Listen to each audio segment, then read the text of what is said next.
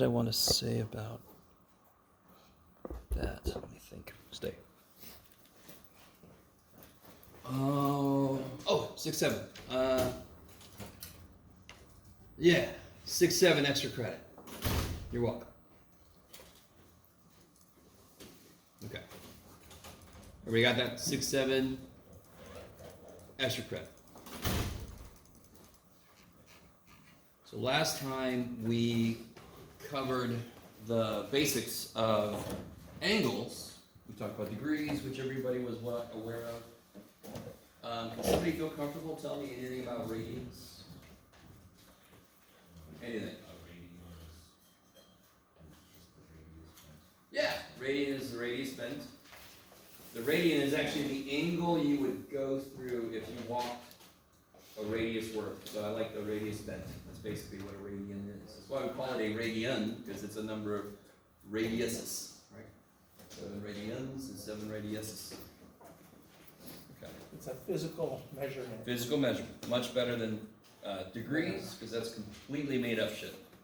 Just like temperature scale, right? Fahrenheit, Celsius. Let me stop for a minute. Okay. So is everybody semi-cool with this? You all know degrees really well. So a little bit of what we talk about when I introduce something new, we'll start with degrees, and then I'll bring the radians in. Just because you know degrees, you can focus on learning the new idea, and then we'll see how radians kind of interacts with this stuff. Yeah. A little foggy between like an angle. Is a radian like the angle within a circle? Yes. Fundamentally, and then So what's really sure, Jeff. What's really weird about what's really weird about radians is it doesn't immediately seem. No. Come here, Blue. Go away. Okay. So if I walk along this circle, a radius's worth of motion, of movement. Oh, right here. Yeah. Here. That physical distance I've walked is obviously not an angle. But if I do walk that much, I have gone through an angle. Yes? So I'm relating the distance that I've traveled along the circle, and I'm just calling the angle that. So the angle measurement is actually related to, like Denny said, the physical distance I would go through. And why does it work no matter how big my circle is? Because I would go through the smaller physical distance, but it would still be the same angle I would go through. Okay. I like it.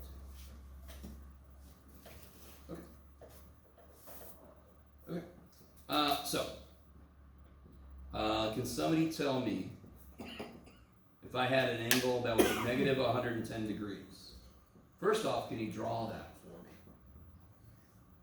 for me? Let me say, I don't think I've said this yet. Which quadrant would it be in? Do you guys know the quadrants? Yeah, exactly. So, like, this quadrant, we start here, and math people, in all of our brilliance, we decided to go counterclockwise. Yeah. So this is quadrant 1, this is quadrant 2, this is quadrant 3, this is quadrant 4. Because when I do x, y, I break all of reality up into 4 parts. Yes? You guys all with me? Has anybody ever heard of the quadrants before? Okay. Yeah, so it'll be in the third. How do you know that? Because if I go back 90 degrees, that gets me to here. Yes? And of course, 110 is a little more than that. Let me draw this on its own. So if I go negative 110, that's negative 90, and how much more? 110 degrees would be 90, and then 20 more, yes? So can somebody tell me how far away from the x-axis I am in terms of angles? Yeah, because I'm here, then I gotta go 70 more to get there. Is that cool? Okay, let me stop for a minute. Do you all agree if I do this, I've made a triangle, yes? Specifically, I've made a right triangle, yes? And let me see, I'm going to call this, I'm going to say that's the radius, but I'm going to say, let's say the radius is 1. You with me? If I draw a triangle in the first quadrant with the same angle, with the same radius there, those triangles are the same triangle, correct? So whatever's true about this triangle's lengths of its sides is also true about this triangle's lengths, correct? Doesn't that just make sense? If I go the same angle and I walk out the same amount, 1, I make the same triangle, I don't care where I do that. Okay. We call this guy the reference angle. Can somebody give me a positive way to identify this angle? Instead of negative 110 degrees, what is it in terms of positive rotation? I go back 110 to get to it. How would I rotate so I get to the same place, but I go in a positive direction? 250, right? Because what do I add to this? If I want to rotate to come back to it, how much do I add to it? What's one full rotation? 360. So this would be also known as 250 degrees. Those are the same angle measure. I mean the same angle, right? They end up in the same place. Let me stop for a minute. So that's the idea of coterminal angles. Since I can rotate as much as I want to, and I keep repeating all the positions I'm at, every position has an infinite number of ways to represent it. Oh my God.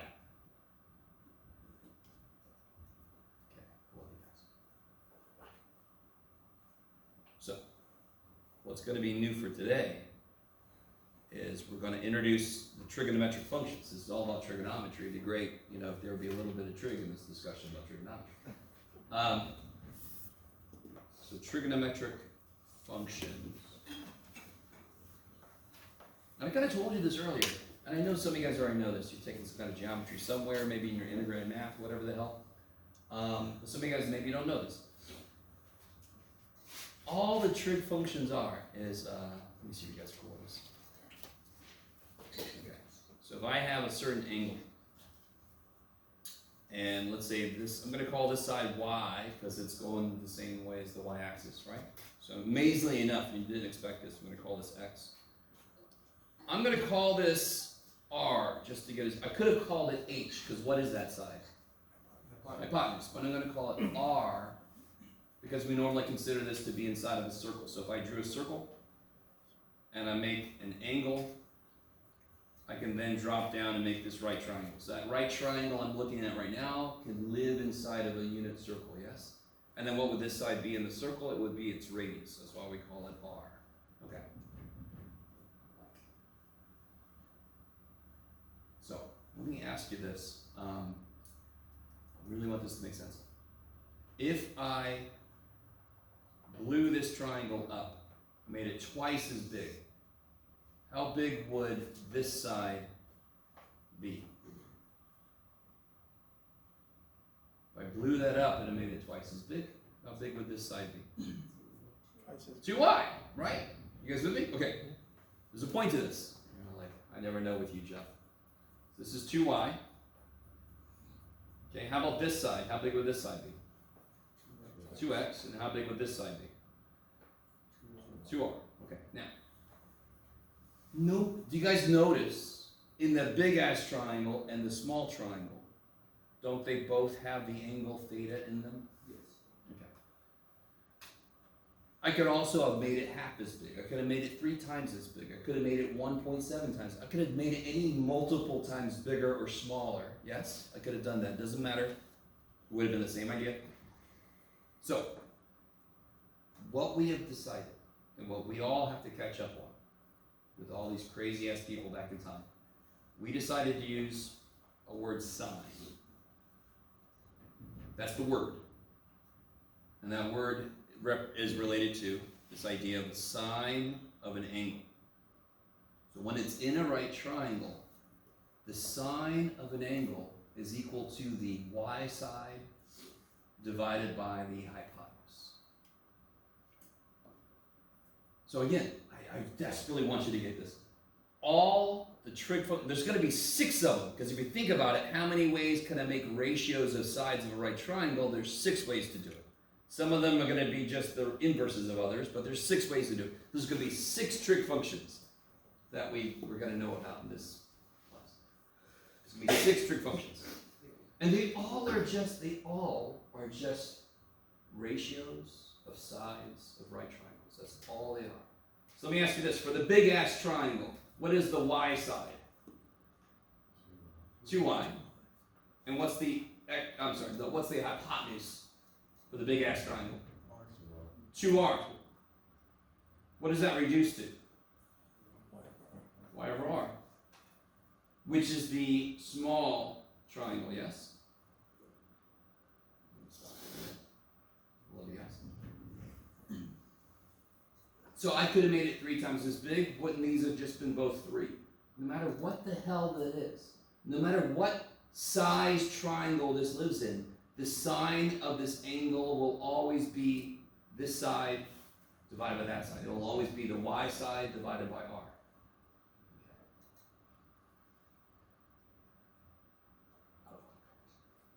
So before I go any further, let's try one example immediately. So you guys know this triangle, 3, 4. Does anyone know what that hypotenuse would be? 5. So some of you guys know 3, 4, 5 triangle. What's 3 squared? What's 4 squared? 9 plus 16 is 25, and that is 5 squared. 3 squared plus 4 squared equals 5 squared. Good old Pythagoras, who stole his work from his followers, but that's okay. He's still good. I'll just call it old Greek dude. Old Greek dude says that'll be 5. So what is the sine of theta?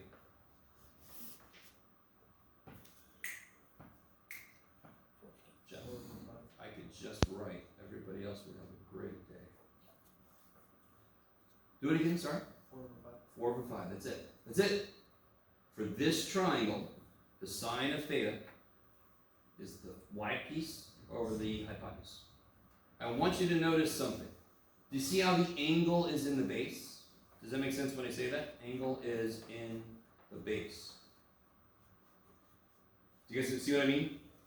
If I said, what's the base of this triangle, what would you say? How big is the base of this triangle? 3. Okay. That's fascinating. Is everybody cool with this so far? This is it. Every single trig function we introduce is going to have its own little ratio. One is going to be x over r. Another one's going to be y over x. Another one's going to be r over y. And blah, blah, So if I give you a right triangle and I just say find the 6 trig functions, you're like, kick ass. Just making ratios. Who cares? So let me ask you this. I'm going to call this dude alpha. So what is the sine of alpha? Oh shit. What's wrong with alpha then? Is he in the base? I can't do this because I'm using this, but just do this. Yeah. Just rotate your head. What's the y piece if I put alpha in the base now? Really want this to make sense. If you just look at this like this, what's the y piece? 3. And of course the hypotenuse, I don't care what way you look at the damn thing, the hypotenuse is 5, the longest side, 11. So real quick, I really don't want to talk about this, to be honest. Has anyone ever heard of SOHCAHTOA? Okay. So let me just tell you something. And I don't mean to make you feel bad if you like SOHCAHTOA, but SOHCAHTOA sucks. SOHCAHTOA sucks so bad. Okay, I will talk about it a little bit. The reason it sucks is because it helps you this much. If you understand sine likes the y side, and pretty soon we'll see cosine likes the x side, if you just know that, that helps you forever.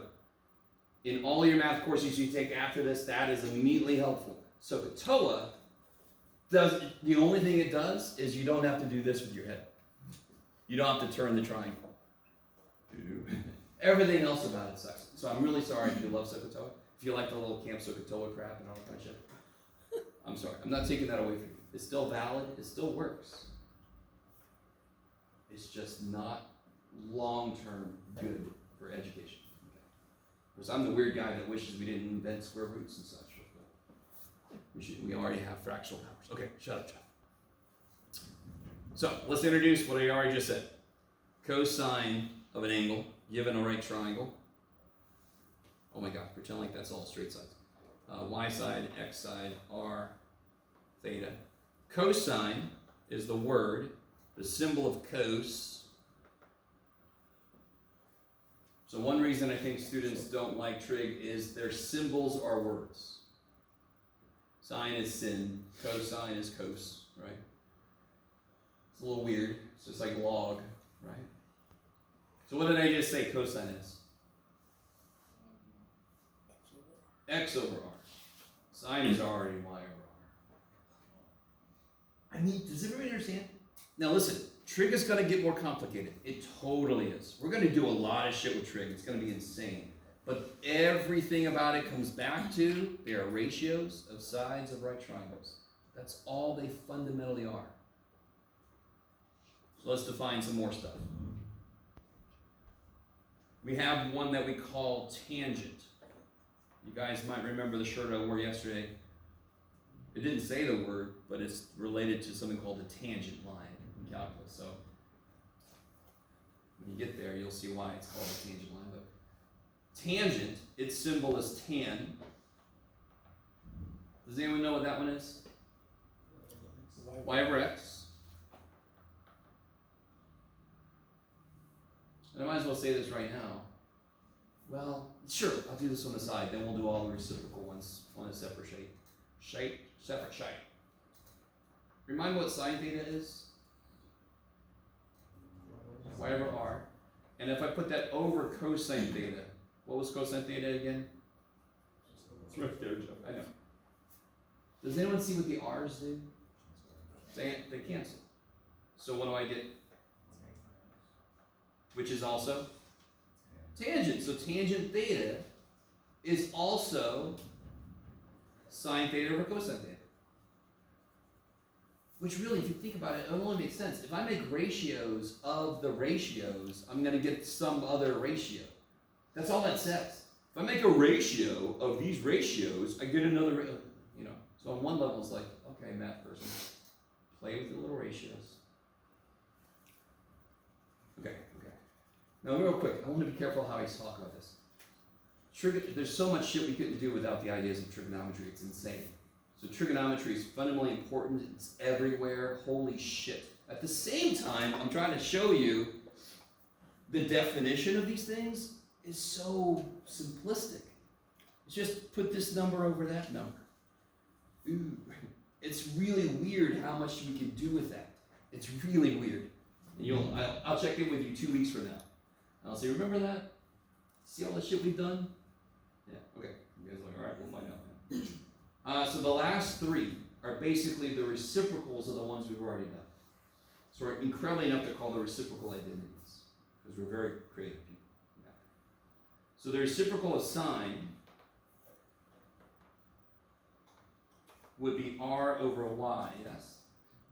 And the symbol we give for that, the word would be cosecant, which only makes sense. And the symbol we use for that, since cosine is COS, we use CSC. That's the symbol we use for the word cosecant. So the cosecant of an angle is the hypotenuse, the radius side, divided by the y side. How we doing? So you got the big three, sine, cosine, tangent. Those are the main ratios you can make. And the only other ratios you can make is if you turn each of those over. So these other three are kind of silly in a way. You go, all right, just turn the ones over. But they exist, poor little guys. So cosine theta is x over r. Its reciprocal would be r over x. Does anyone have a guess as to what we call that? Some of you guys know it, but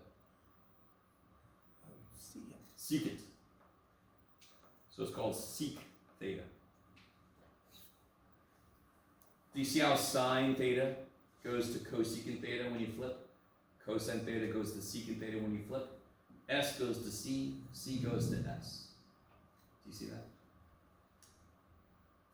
you'll start to understand why we called things. Do you guys notice sine, cosine? They must be connected somehow. Secant, cosecant. Yes? So, can somebody tell me what they think the reciprocal of tangent is going to be? Cotangent, I love it. So the reciprocal is called cotangent. The symbol is cot. And that would be x over y. Cot.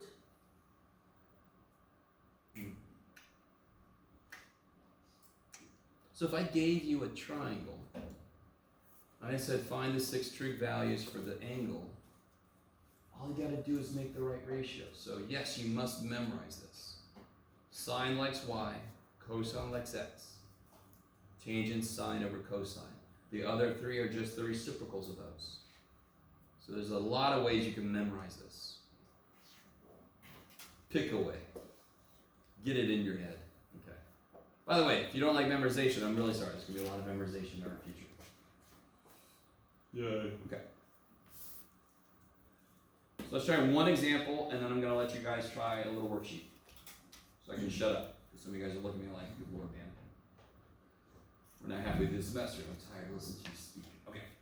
So they gave you this triangle.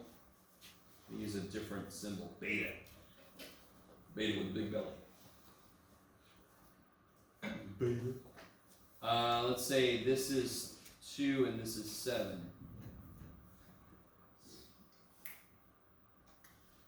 And I want to know. Have you ever seen the ring? No. I want to know. There we go.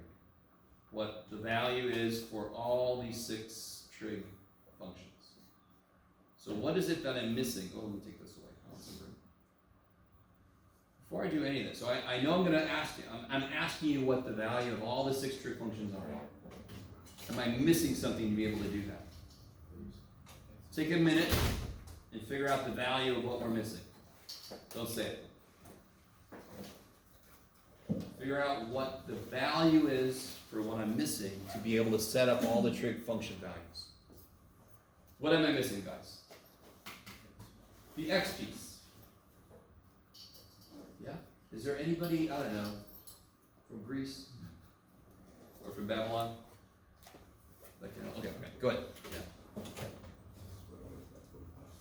Yeah, so what would it be? If I call this x, that's crazy. Then x squared plus 2 squared equals 7 squared. The main thing with Pythagorean theorem is the hypotenuse is the biggest dude.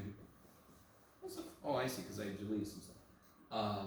It's gotta be what the other 2 things combine to be. Your hypotenuse better be over this side.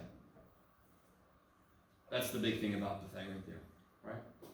So I get x squared plus 4 equals 49. I get x squared equals 45. So I get x is, normally we put plus or minus, correct?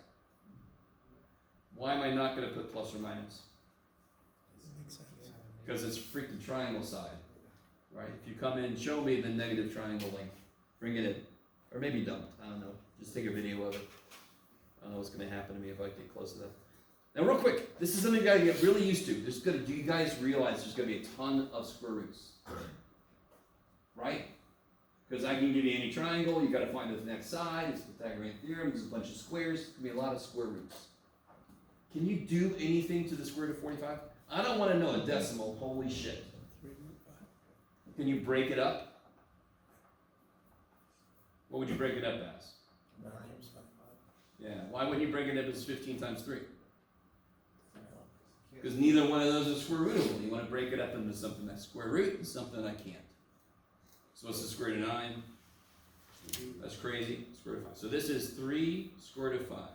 So go ahead and figure out and use the appropriate symbols for all the 6 trig functions for that triangle. Okay. Oh, wait.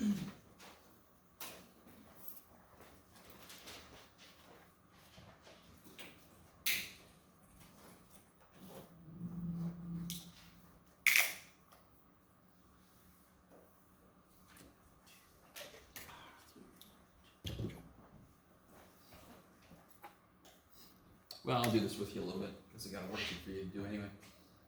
This gets a little bit tricky. And you'll see why you've left yourself so much room here, John. So sine beta, it's a neat beta.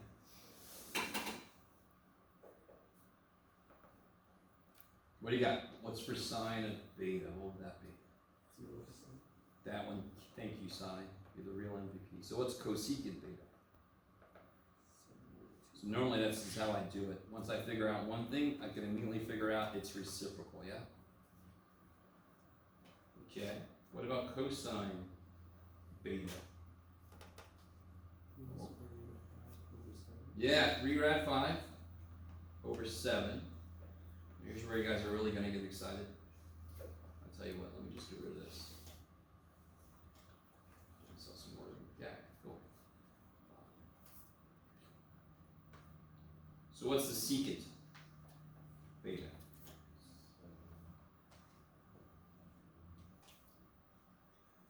Over. Yeah, just turn it over, right? That's all. What's wrong with that?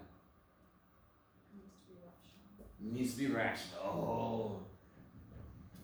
So again, there's a lot of memorization. There's also going to be a lot of roots, which means there's going to be sometimes rationalization. What the shit does that mean?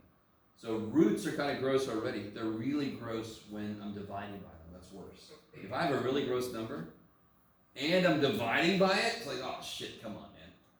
So what do I do to make the bottom not have a radical anymore?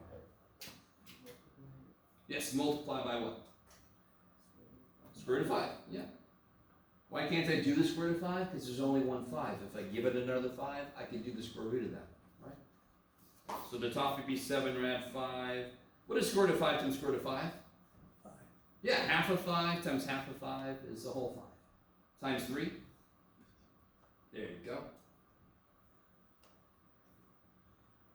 So this process we just did is going to happen very often to you in the future. You're going to be doing that a lot. Thank you, Jeff. What about the tangent of beta? Beta. I don't even need the triangle anymore, because what's the tangent in terms of sine and cosine? Sine divided by cosine, so it'll be 2 over 3 rad 5, and of course, what do I have to do? Multiply by rad 5, rad 5. Oops, let me box you up. So this will be 2 rad 5 over 15. Now, if you gotta go do the cotangent, now listen, okay. I know that when I'm excited about something mathematical, I'm very often the only one in the room. But this shit is so cool, even though right now it's very basic.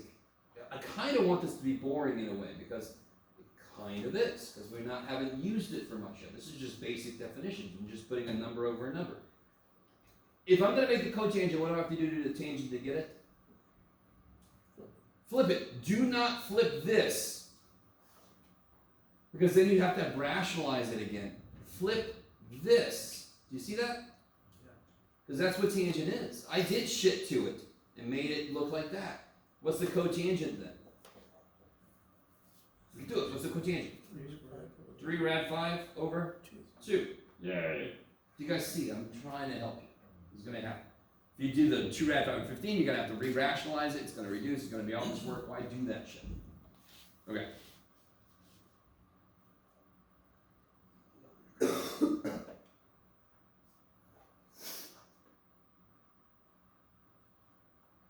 One little thing before I give you this handout. If I give you this, you could set up all the crazy ass little trig functions. Oh, real quick, what's x squared plus y squared? We just use it, but just to put it down here. R squared. Okay, so let me give you this. Simplify. Simplify.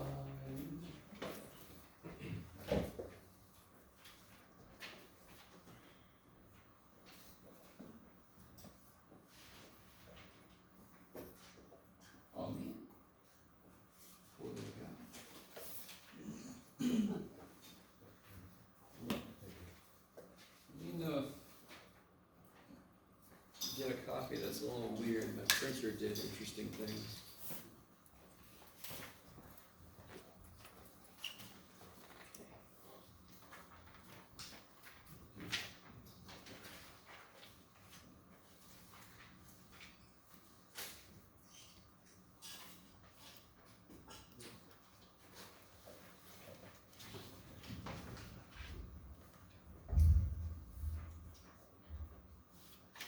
All right, so go ahead and do these. And then I'm going to force you to work together.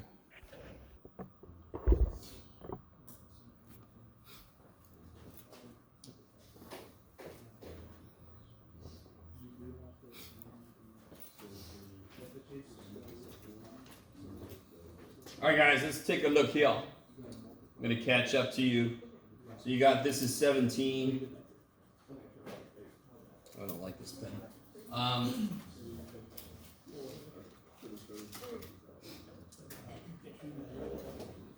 So then everything after that is nice. There's no radical there. It's awesome. So if you go to make these ratios, it's going to be pretty straightforward. This is in the base. So what do you guys get for sine? 8 over 17. Cosine. Let me stop for a second. Let me ask you guys a question. What's the biggest? Well, okay. Could sine ever be greater than 1? What do you guys think? What's the biggest side in the triangle? What's always on the bottom of sine and cosine? Hypotenuse. You just told me the biggest side is hypotenuse. It's always on the bottom. Can sine ever be bigger than 1 or cosine? No. Somehow it can equal 1, and we'll talk about that. You might be sitting there saying to yourself, oh, that should get equal 1. We'll talk about it. But it can definitely not be greater than 1, correct? I'm always going to get a smaller side divided by hypotenuse. Is always going to be less than 1, yes? Now, believe it or not, in general, it could be negative. Now, if we're talking about a physical triangle, well, we'll get to that. Okay. All right, and the tangent can be whatever the shit it wants to be honest. Tangent would be what now? 8 over 15, I love it. And then cosecant, you just have to turn these over. Secant, you just have to turn these over. Okay. Not 18, Jeff. 8. Okay. That's an 8. Okay. Yes? So on one level, this trig stuff, right now, let it be nice. It's just putting the numbers over each other. If there's some radicals, it gets a little bit worse. What'd you guys get for this? Square root of 34. 34 is 2 times 17, so it doesn't have any square in it, so I can't reduce it, simplify it. Where's my A is up here, correct? So what I would do for myself is if I turn it, I'm going to remind myself this is X and this is Y, yes? So now when I go to write my answers, I can look at this correctly. So sine would be what? 3 over rad 34, which would be 3 rad 34 over 34 after you do the rationalization. Is that cool? Okay. Cosine 5 over rad 34, which would become this. Is that okay? Tangent's going to be nice for this one. 3/5. Yeah, 3/5. I like it. And again, you could just continuously do this for yourself if you need to make sure that you remember this is the y side, this is the x side, yes. 34's got 2 and 17 in it. It's got no square in it, so you can't reduce it. Right? 34 is 2 times 17. So there's no square number that it could be broken into. How did you think you could reduce it, Jack? Oh! Okay. Square root of 25 plus square root of 9 wouldn't be the way it works, right? Or the square root of 25 plus 9? I need this to make sense. All right, real quick, since this came up, and I know a lot of other people are going to eventually make this mistake. Is the square root of 13 equal to 5? Does everybody agree with me that the square root of 13 is not 5? Okay, you're all like, yes. Okay. Isn't the square root of 13, isn't that 4 plus 9? Yes? Isn't the square root of 4 2 and the square root of 9 3, so isn't it 5? Obviously, what I just did must be bullshit somewhere, yes? What I just did must be bullshit somewhere because we know this is not true, correct? And where this is bullshit is, how do I rewrite a radical? How do I rewrite square root of x? Do you guys know? I think we talked about it. X to the 1/2. Right? And remind me, if I want to do 4 plus 9 squared, can I just distribute the 2? No, I'd have to write it twice if I want to kind of like not add inside first, right? If I want to do a plus b squared, I can't just say that's a squared plus b squared, yes? I'd have to write it twice and FOIL, yes? So if I have 4 plus 9 to the I don't care what power, can it just distribute? Of course not. Because what are powers based on? What operation are powers based on? What operation are powers based on? Multiplication. So they do not play well with addition. Do you guys see what I mean? Can I distribute a number in front of some shit? Can I distribute the 2 here? Of course I can, because what the shit are coefficients based on? What does 2x really mean? Don't say times. What does 2x really mean? 2x is adding. So of course coefficients will play with addition because they're based on addition. Exponents will not play well with addition because they're not based on addition. They're based on multiplication. Okay, maybe. So yeah, the shortcut there is I can't break that up into a square rootable number, so I can't do anything with this. We'll see this one we can do something with. Let's see. Oh, what is the cosecant of A? Square root of 34 over 3. The secant of A. Square root of 34 over 5. I like it. And then the cotangent of A. 5 over 3. I love it. So those are just flip, flip, flip. Yes? Those 3 trig functions are flip, flip, flip. Some of you guys are looking through the screen right now. Let me see. So this one I just flipped this. I just flipped this to make cosecant. Right? I just flipped the cosine to make secant. And I just flipped tangent to make cotangent. Right? Flip tangent, make cotangent. What'd you guys get for this one? 2 times square root. Yes, but first you got 88, correct? All right, little reference to Back to the Future. I like it. And this one, I can break it up into a square rootable number times something else. Square root of 4 is 2. Square root of 22, I don't know. So real quick, little side note. Can you write this as a mixed number? This is a silly question. Can you write this as a mixed number? No, because it's not top heavy, yes? Can you write this as a mixed number? Why exactly? Because 10 has a number in it that can be divided by 7. So I do the part I can, and I don't do the part I can't. Yes? So that'll be 1 3/7. Same thing here. 88 can be broken up into a part I can do times a part I can't do. So I do the part I can, and I'll leave the part I can't. It's exactly the same idea. We just don't mess with this as much. So what's the sign for this guy? 2 over 4. 2 times square root of 22. Yeah, 2 rad 22 over 13. What's the cosine? 9 over 13. Yeah, 9 over 13. Thank you, cosine. I'm sorry, I should be doing this in the same. What's the cosecant?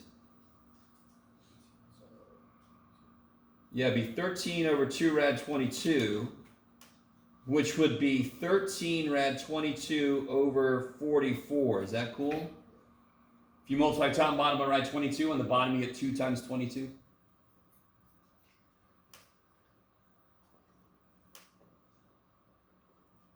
Okay. And then what's the secant? Secant is nice. 13 over 9. I'm sorry, yeah.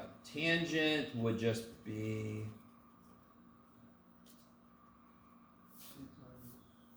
2 rad 22 over 9. And so cotangent would be, 9 over 2 rad 22, which would become 9 rad 22 over, sorry, you can't see this. Somebody let me know when that happens, over 44. I like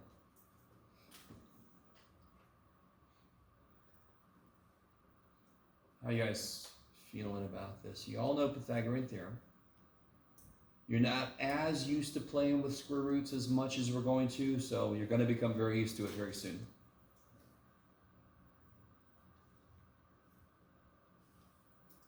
So one way I can give you a problem is by giving you a triangle with at least 2 sides. That's exactly what I did here. And I loved it as I was walking around. I loved that I saw people doing the right thing here. There's 2 ways to do this really, but they both have the same exact math. And one of them is kind of nice because it's always nice to have a visual. So if tangent of theta is 4 over 5, I can draw a triangle, a right triangle, where what side is 4? If tangent's 4 over 5, the y side is 4 because tangent's y over x, and of course the x side is 5. I want to know what cosine is. So what side am I missing? Yeah, and this will be 25 plus 16, 41. And you can't break that down. So then cosine theta would be what? Now let's jump to the answer. 5 over rad 41, which again, if you multiply top and bottom by rad 41, you get 5 rad 41 over 41. Boom.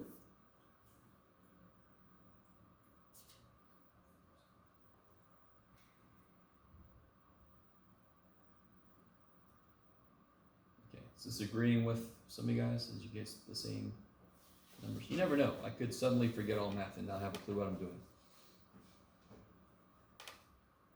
What's the only thing we currently know about cosine? Yeah, what is it? Sorry, go ahead. It's x over r. And what's sine? Y over r. So I get x squared over r squared plus y squared over r squared. They have the same denominator. So we get x squared plus y squared over r squared. But what's x squared plus y squared? R squared. What's r squared divided by r squared? Sweet! So for some reason, sine squared of an angle plus cosine squared of the same angle is always 1. And if you think about it, it only makes sense. Sine likes y, cosine likes x, so they should flow into a Pythagorean kind of identity, right? Bless you. And they totally do. They're nifty little dudes. If I ask you to prove something, I don't want to see any numbers, basically. If you did it for a specific thing, that doesn't prove it in general. Okay. Sorry, guys. There it is. Okay.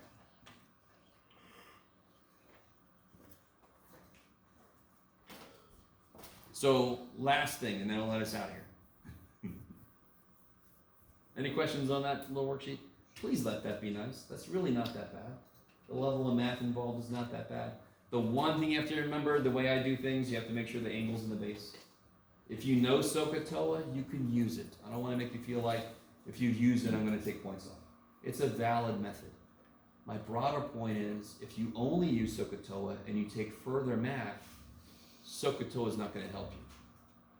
If you know sine likes y, cosine likes x, that helps you through everything. Physics, engineering, higher math. Okay. So, last thing. If you guys want to go back to your seats, you can.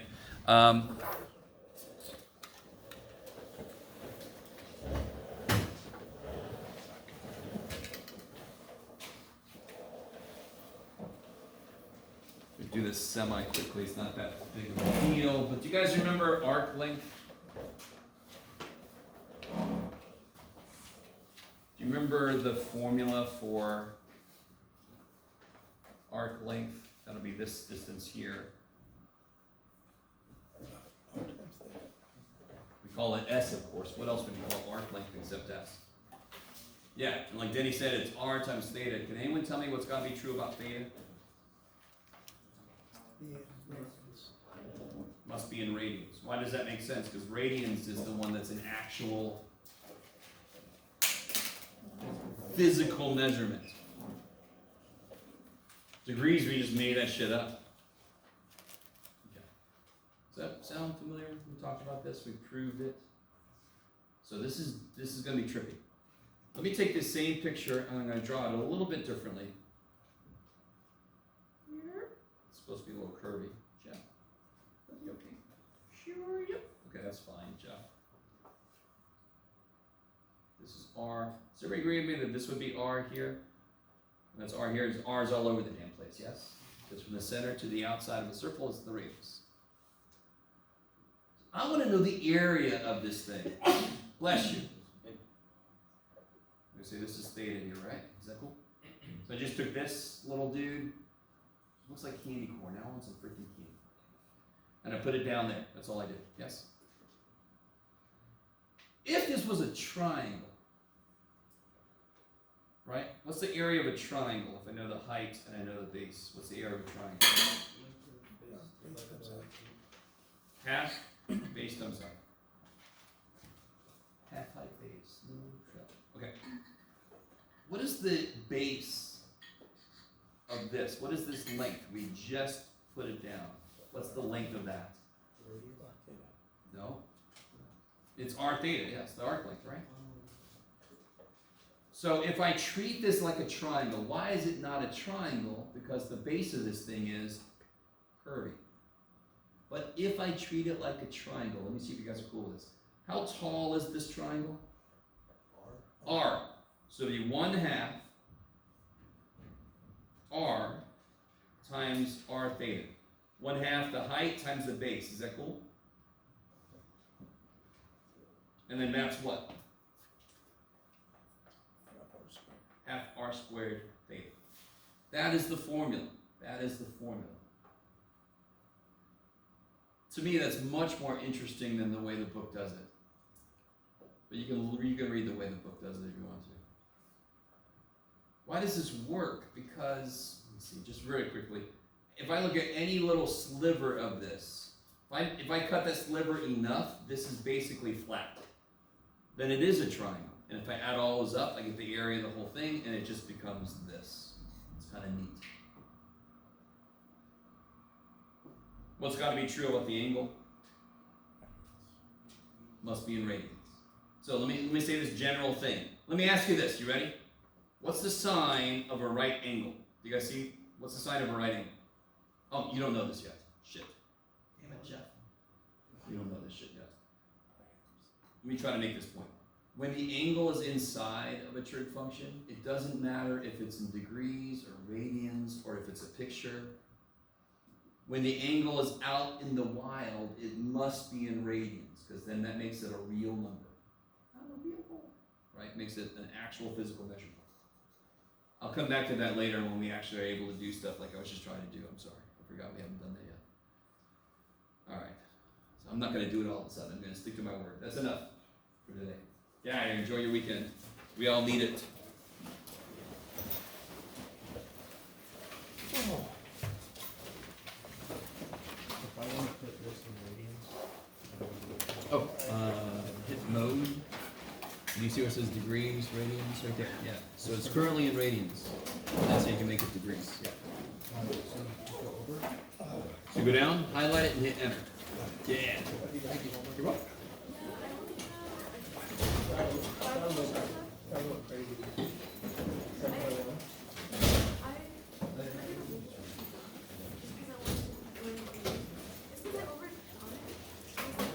yeah, that one.